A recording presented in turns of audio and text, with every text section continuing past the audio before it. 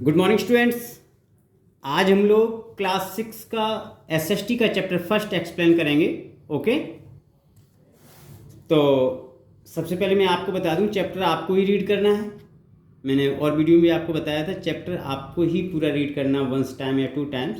हम सिर्फ इसमें जो हेडिंग्स हैं उनको शॉर्टली एक्सप्लेन करेंगे। ओके, आइए, चैप्टर नेम है इंट्रोडक्शन ऑफ हिस्ट्री। हिस्ट्री का परिचय, इतिहास का परिचय। हिस्ट्री क्या है? मतलब जो हमारे बीते हुए समय की बारी की जो स्टोरी है उसे ही हम हिस्ट्री कहते हैं। ओके, जो समय निकल चुका है हमारे पूर्वजों के साथ में, या जो पहले जो घटनाएं हुई हैं उनके बारे में जो मुझे ज्ञान प्राप्त होता है, जो विषय जो सब्जेक्ट मुझे बीते हुए समय में की बातें मुझे बताता है, उसे हम हिस्ट्री कहते हैं। ओके, आइए, the word history comes from the ancient Greek word histo meaning know this. जो हिस्ट्री वर्ड है वो प्राचीन ग्रीक से लिया गया है। प्राचीन ग्रीक का जो शब्द है हिस्टो, वहाँ से लिया गया है। जो हिस्ट्री शब्द है वो कहाँ से लिया गया है? ग्रीक भाषा से आया है। कहाँ से आया है? ग्रीक भाषा का जो हिस्टो शब्द है उससे बना है हिस्ट्री शब्द। हिस्टो मीन्स होता है नो दिस, इसे जानो। ठीक है कि नहीं? History is the study of the past looking closely at the world you will find the word story in it. In fact history is the story of how people lived in earlier time. आप यदि history शब्द को बहुत ही close से देखोगे तो history is the study of past. History क्या है? पास्ट का अध्ययन करना, जो हम बीते हुए समय का जो अध्ययन करते हैं वही ही हिस्ट्री है। हिस्ट्री शब्द को जब हम बिल्कुल पास से देखेंगे, उस पर गहराई से उसे देखो तो क्या लिखा है? HISTORY, history, history. तो कहने का मतलब क्या हुआ? ये स्टोरी मतलब जो प्राचीन समय में जो प्रारंभिक जो मानव था उसके बारे की जो स्टोरी है उसी को हम हिस्ट्री कहते हैं। Okay, Initially, the study of the history was limited to stories of rich and powerful. शुरुआत में जब ये हिस्ट्री सब्जेक्ट बना था तो इसका जो क्षेत्र था वो बहुत ही सीमित था। इसमें केवल रिच पर्सन्स और जो पावरफुल पर्सन्स थे, जो राजा महाराजा थे, उनके बारे में इसमें स्टडी की जाती थी। The rule of kings, the battles they fought and the large empires they control. इसमें क्या होता था? जो राजा महाराजाओं का जो युद्ध हुआ करता था वो युद्ध के बारे में वर्णन करना, और किस तरीके से राजा लोग अन्य राज्यों में अपने आप जीत करके अन्य राज्यों को अपने आप में सम्मिलित कर लेते थे, बहुत ही बड़ा साम्राज्य बना लेते थे, उस साम्राज्य को कंट्रोल करना। तो इन सभी बातों का केवल इसमें अध्ययन उस समय किया जाता था। ठीक है, now its scope has been widened to include the social, religious and cultural aspect of life. अब इसका जो क्षेत्र है वो बहुत ही विशाल हो गया। इसके अंतर्गत अब जो चीज़ें आ रही हैं, आज जो चीज़ें इसके अंतर्गत आती हैं वो क्या आती हैं? सोशल, सामाजिक, रिलीजियस, धार्मिक एंड कल्चरल और सांस्कृतिक, ये सभी चीज़ें इसके अंतर्गत आती हैं। एसेप्ट लाइफ और जीवन के बारे में बताया जाता है। तो इसमें अब क्या है? सामाजिक, धार्मिक, सांस्कृतिक, ये सभी चीज़ें अब इसके अंतर्गत शामिल कर दी गई हैं। Okay, today it has become the history of the human race.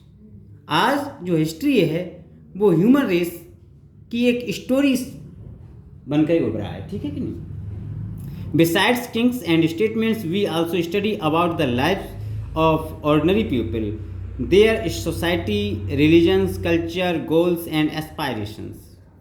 इसके अलावा हम क्या केवल राजा महाराजाओं के अतिरिक्त भी इसमें जो सामान्य लोग हैं उनका भी इसमें अध्ययन किया गया है।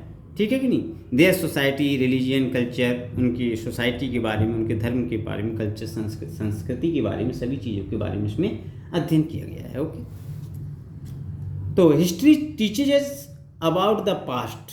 हिस्ट्री हमें क्या सिखाती है? पास्ट के बारे में बताती है। हिस्ट्री मुझे पास्ट के बारे में बताती है। It consist of events that occurred in the past. इसमें जो घटनाएं बीते हुए समय में घटित हो गई हैं उसका इसमें वर्णन होता है। The study of the past is important to understand the events of the present.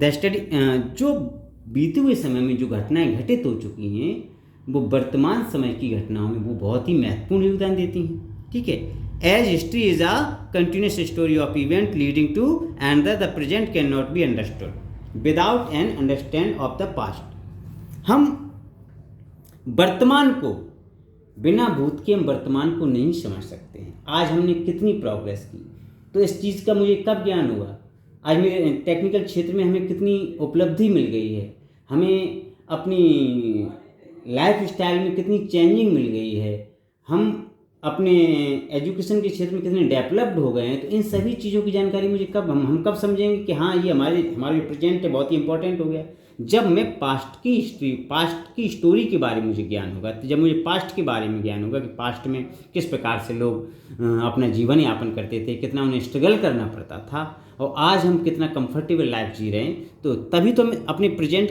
की इम्पोर्टेंस को समझेंगे जब मुझे पास्ट की जानकारी होगी तब। ठीक है कि नहीं? तो पास्ट विदाउट पास्ट की नॉलेज के हमें प्रेजेंट की नॉलेज नहीं हो सकती है। Okay, to know and fully understand the world we live in we have to be aware of its history. The study of history answer many questions that are important to us. History is also important because we learn many lessons from it. History हमारे लिए बहुत ही अधिक महत्वपूर्ण भी है क्योंकि हम इससे बहुत से पाठ सीखते हैं। By its study there is a lesser chance of repeating the mistakes made by our ancestors. जो बीते हुए समय में पास्ट में जो हमारे पूर्वजों से जो गलतियां हो गई हैं उन्हें हमें दोहराने का दोबारा से मौका न मिले, इसलिए हिस्ट्री की नॉलेज होना बहुत ही अधिक हमें ज़रूरी है। Okay, history teaches us how harmful and destructive wars can be and how a small band of United people can defeat a much stronger enemy. History मुझे ये भी बताती है कि किस प्रकार से युद्ध हमारे लिए हानिकारक होते हैं, हमारे लिए विनाशकारी होते हैं। ठीक है कि नहीं? और यदि हम छोटे छोटे टुकड़ों में अगर हम डिवाइड हो जाएंगे, हमारा देश है छोटे छोटे राज्यों में डिवाइड हो जाएगा, तो किस प्रकार से कोई एनिमी जो है हम पर किस प्रकार से पावरफुल साबित हो सकता है। तो इन सभी चीज़ों की जानकारी मुझे कौन बताता है? हिस्ट्री ही बताती है। In history, we learned about the teachings of great men and women such as Buddha, Guru Nanak, Mirabai and many others. History मुझे महान लोगों के बारे में भी बताती है, ग्रेट मैन के बारे में बताती है कि हमारे यहाँ कितने ग्रेट लोग भी हुए हैं, जैसे कि बुद्ध, ठीक है कि नहीं, Guru Nanak, Mirabai and many others. ठीक है कि नहीं? बुद्ध थे, वो किसके लड़के थे? एक राजा के लड़के थे, लेकिन फिर उन्होंने भी सत्य की खोज करते हुए अपने आप को मानव कल्याण में लगा दिया। तो ऐसे महान पुरुष भी हुए हैं, गुरु नानक, मीराबाई, तो ये सभी एग्जाम्पल किनके?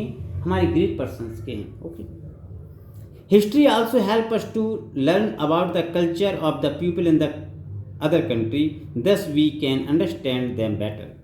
जो हिस्ट्री है वो मुझे अन्य देशों की संस्कृति और सभ्यता के, वहाँ के लोगों की संस्कृति और सभ्यता के बारे में भी बताती है।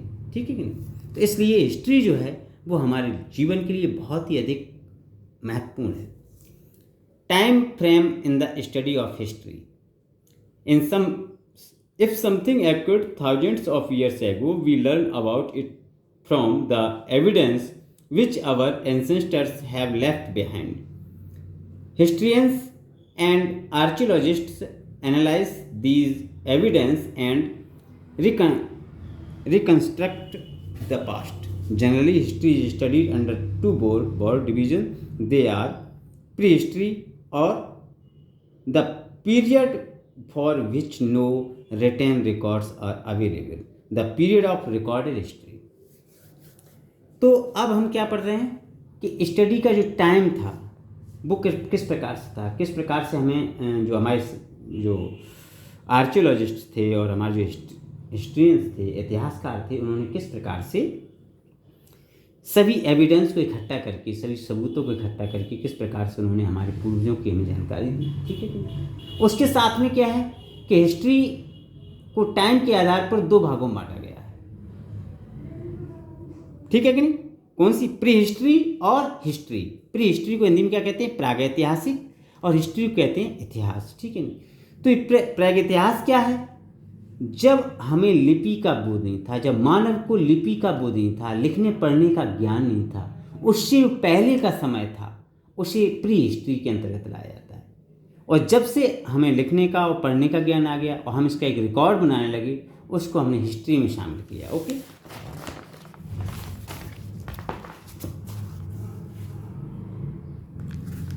प्रीहिस्ट्री, as already mentioned above, no written record of the prehistory period are available. The period before human beings learned to write is called prehistoric period, and people who lived during this period are known as prehistoric period. It is also referred to as the Stone Age. जो प्रागैतिहासिक काल था, जब हमारे मानव सभ्यता में लिखने का या कोई ज्ञान नहीं था, उस काल को हम क्या बोलते हैं? मैंने पहले भी बताया था, प्रीहिस्ट्री बोलते हैं। और इसको पाषाण काल के नाम से भी जानते हैं। इस युग को हम, ये प्रीहिस्ट्री को हम स्टोन एज के नाम से भी जानते हैं। Okay, the stone age, Hindi में बोलते हैं इसको पाषाण काल, ठीक है, पत्थर का युग। On the basis of the technical progress and the quality of stone tools that men used, the Stone Age has been roughly divided into 3 stages. पत्थरों के औजारों और पत्थरों की गुणवत्ता के आधार पर जो पहले शुरुआत में जो मानव था, जो प्राचीन मानव था, उसने सबसे पहले औजार के रूप में पत्थर का ही इस्तेमाल किया था, इसीलिए इसे स्टोन एज के नाम से जानते हैं। स्टोन मीन्स क्या होता है? पत्थर, ठीक है कि नहीं? तो स्टोन एज के आधार पर जो हमारा युग है उसको कितने भागों में बांटा गया? 3 भागों में। कौन कौन से? Old stone age, middle stone और न्यू स्टोन एज, ठीक है नहीं? ओल्ड स्टोन एज को पैलियोलिथिक एज भी कहते हैं, और मिडिल स्टोन एज को मीसोलिथिक एज भी कहते हैं, और न्यू स्टोन एज को न्यूलिथिक एज भी कहते हैं। ओके, इनकी हिंदी होती है पुरापाषाण काल। ओल्ड स्टोन की हिंदी क्या होती है? पुरापाषाण काल। मिडिल स्टोन की हिंदी होती है मध्य पाषाण काल, और न्यू स्टोन की हिंदी होती है उत्तर पाषाण काल या नव पाषाण काल। ओके, तो ये आपका ओल्ड स्टोन एज है, ये पीरियड कब से कब तक रहा था? ये 12,000 ईयर्स तक रहा था। कब तक? 12,000 ईयर्स से पहले का समय था। आज से जो 12,000 ईयर्स से 12,000 साल से जो पहले का समय था, उसे किस में रखा गया? ओल्ड स्टोन एज के अंतर्गत रखा गया, ठीक है ना? Man use some tools although he didn't make them. उस समय मानव औजारों का तो उपयोग करता था, लेकिन वो कैसे बनते हैं इसके बारे में उसे जानकारी नहीं थी, ठीक है कि नहीं? औजार के पत्थर वगैरह लिया, उसी से वो अपना काम चलाने लगा। धीरे धीरे उसने सोचा रही जो ज़्यादा बड़ा है, तो उसमें उसने टाइम के आधार पर उसमें उसने कुछ मॉडिफिकेशन किया, और मॉडिफिकेशन के आधार पर नई टेक्निक बनती हुई चली आई, ठीक है कि नहीं? Middle stone age, the middle stone age lasted for about 2000 years. 2000 साल से जो पहले का समय था, उसे किस में रखा गया? मिडिल स्टोन एज में रखा गया, मीसोलिथिक एज में रखा गया।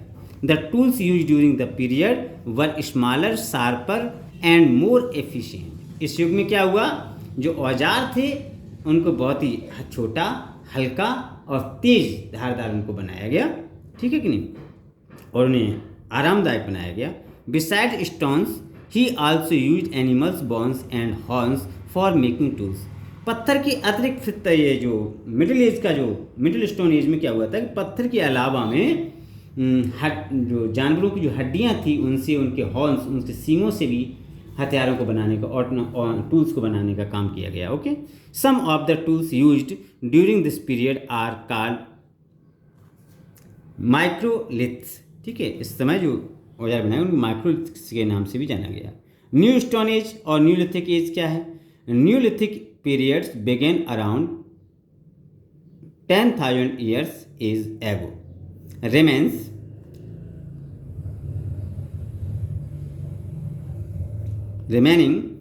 of this age have been discovered in northeastern Africa and southwestern Asia. The tools used earlier were further improved during this period. they were made sharper and polished to sparkle. Bow and arrow were invented in this era. Other tools used during this period were axes, sickles, spears, and knives. A large number of these tools have been recovered during excavations of many Neolithic sites both in India as well as in many other parts of the world. It is during this period the men started living a settled life. इस उम्र में क्या हुआ था कि लोग एक जगह पर आकर के अपना जीवन यापन करना उन्होंने स्टार्ट कर दिया था। ब्रॉन्ज एज, कौन सी आइए, ब्रॉन्ज एज।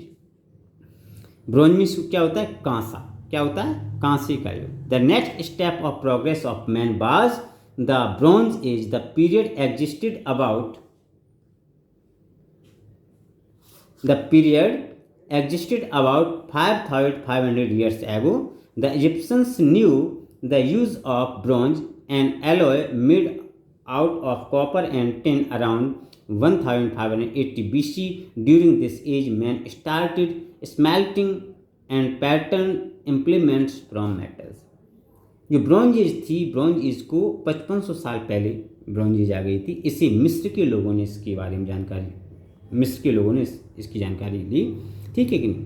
यह एज तो इसमें क्या था, कॉपर और टिन का एक साथ जो ब्रॉन्ज जो था क्या था, कॉपर और टिन का अयस्क था, ठीक है कि नहीं। उससे ये हथियार वगैरह बनाते थे, सभी चीज़ बनाते थे। और ये एज लगभग कब तक चली, 1580 BC तक चली, ठीक है। BC मतलब आप लोगों को पहले मैंने बताया था बिफोर क्राइस्ट की, ईसा मसीह की जन्म से पहले का समय, मतलब 1580 साल, ईसा मसीह की जन्म से 1580 साल पहले ब्रॉन्ज एज थी, ठीक है कि नहीं। आयरन एज, अब किस पे बात आती है, आयरन एज पर, ठीक है कि नहीं। तो आयरन एज हम आपको नेक्स्ट वीडियो में भी समझाएंगे, ठीक है कि नहीं। और यहाँ तक आप लोग रीड करेंगे और रीड करके इसको समझेंगे, ठीक है, ओके।